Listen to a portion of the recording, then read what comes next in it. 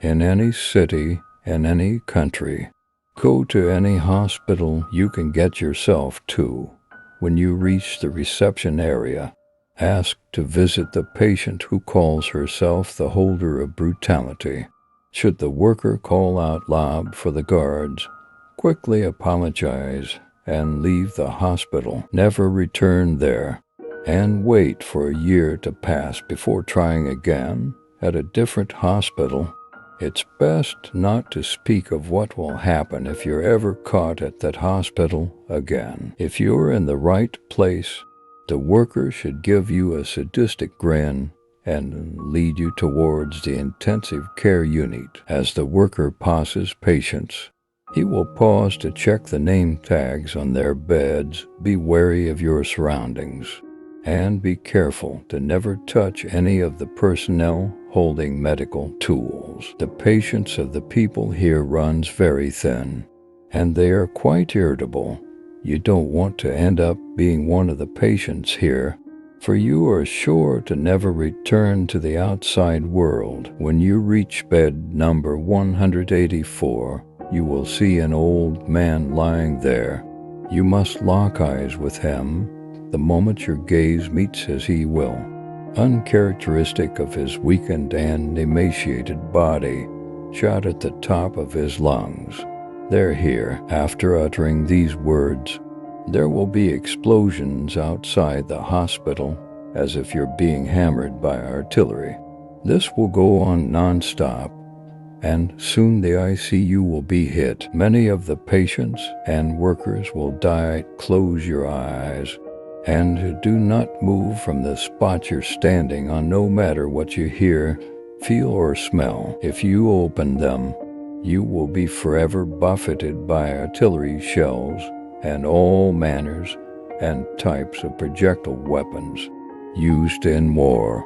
You will feel every tear of muscle and every crack of bone as they pound on your body like a rainstorm, shredding it like a sheet of paper. And when your body is but a pile of dust, it will regrow and the cycle will begin again.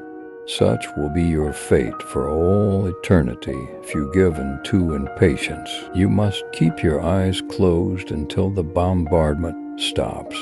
You can only be sure that you are safe when all is silent except for the crying of a girl. Should you hear anything other than this, better not open your eyes and accept your fate. Only when all that remains is the sound of the girl crying, it is safe to open them. Your environment will be bleak and desolate.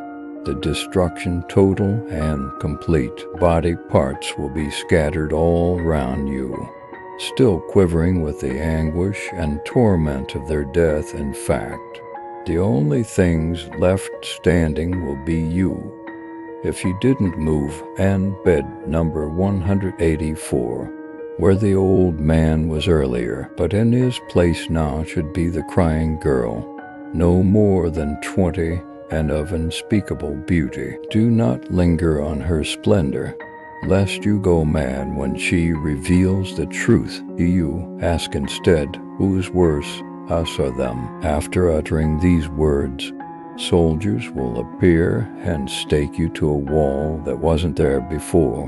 One stake per limb and one through your chest. You won't die, though. You are not to be granted the luxury of such a simple fate. The soldiers will then proceed to ridicule and torture the crying girl with every method known and unknown to man.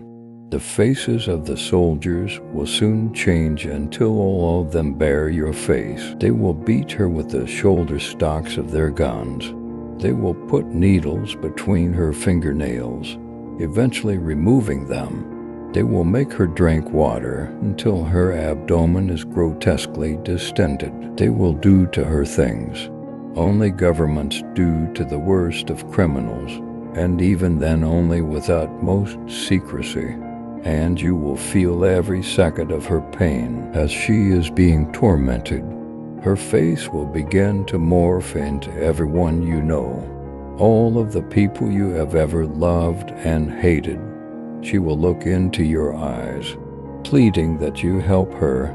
But heed her not, else you will replace her in that bed, and your pain will know no end. After what seems like an eternity, the soldiers will end her suffering by cutting off her head. A soldier will then approach you and ask, "So what did you think?" Only answer, "We are all victims," after which the soldier will plunge his hand into your chest, and it will feel as though he is pulling out your heart, though you have managed to stay conscious.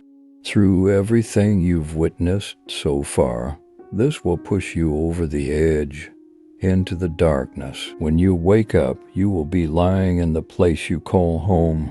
Next to you will be an unlabeled tin can with a number of nails driven through it.